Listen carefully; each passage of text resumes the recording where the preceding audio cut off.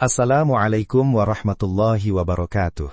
Melanjutkan seri tafsir Al-Quran, Surah Al-Baqarah.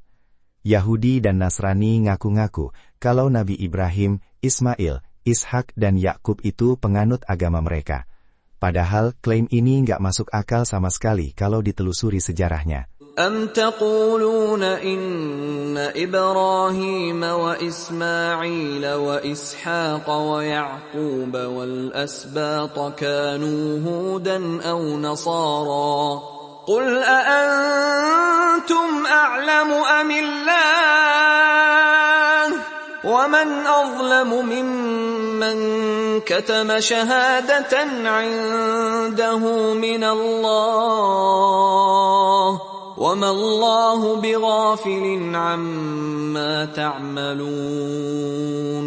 Apakah kamu juga berkata bahwa Ibrahim, Ismail, Ishak, Yakub, dan keturunannya adalah penganut Yahudi atau Nasrani? Katakanlah, apakah kamu yang lebih mengetahui ataukah Allah? Siapakah yang lebih zolim daripada orang yang menyembunyikan kesaksian dari Allah yang ada padanya? Allah sama sekali tidak lengah dari apa yang kamu kerjakan. Orang Yahudi dan Nasrani ngotot ngaku kalau Nabi Ibrahim, Ismail, Ishak, Yakub, sampai anak cucunya itu penganut agama mereka.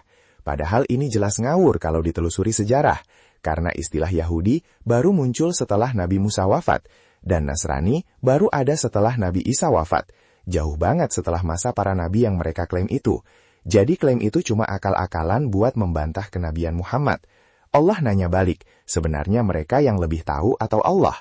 Dan mereka sengaja nyembunyiin kesaksian dari Taurat dan Injil sendiri, yang isinya udah nyebut kalau Ibrahim dan keturunannya bukan Yahudi atau Nasrani, plus ada kabar bakal diutusnya Nabi Muhammad.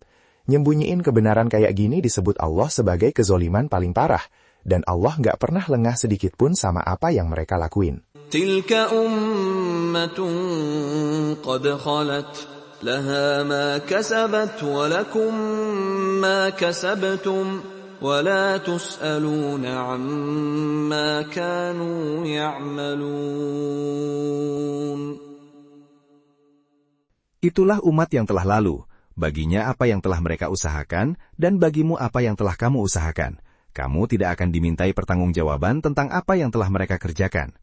Ayat ini negesin bahwa Ibrahim, Ismail, Ishak, Yakub, dan umat-umat sebelumnya itu udah punya catatan amal masing-masing, dan mereka bakal dibalas sesuai usaha mereka sendiri, bukan tanggung jawab generasi sekarang. Ini jadi teguran buat umat Nabi Muhammad supaya gak ikut-ikutan gaya Yahudi dan Nasrani yang suka ngubah-ngubah ajaran Allah demi kepentingan sendiri. Intinya, setiap orang itu punya tanggung jawab masing-masing di hadapan Allah atas apa yang dia kerjakan sendiri. Gak ada yang namanya nanggung dosa orang lain. Jadi daripada sibuk ngurusin klaim-klaim masa lalu yang gak jelas, mending fokus benerin amal sendiri. Dari dua ayat ini kita belajar bahwa klaim sejarah yang dipaksain demi ego atau kepentingan itu bakal ketahuan belangnya kalau ditelusuri fakta. Dan pada akhirnya setiap orang cuma akan dimintai pertanggungjawaban atas amalnya sendiri. Pada part berikutnya, kita lanjut membahas soal perpindahan kiblat kaum muslimin dari Baitul Maqdis ke Ka'bah. Sampai jumpa di part berikutnya. Wassalamualaikum warahmatullahi wabarakatuh.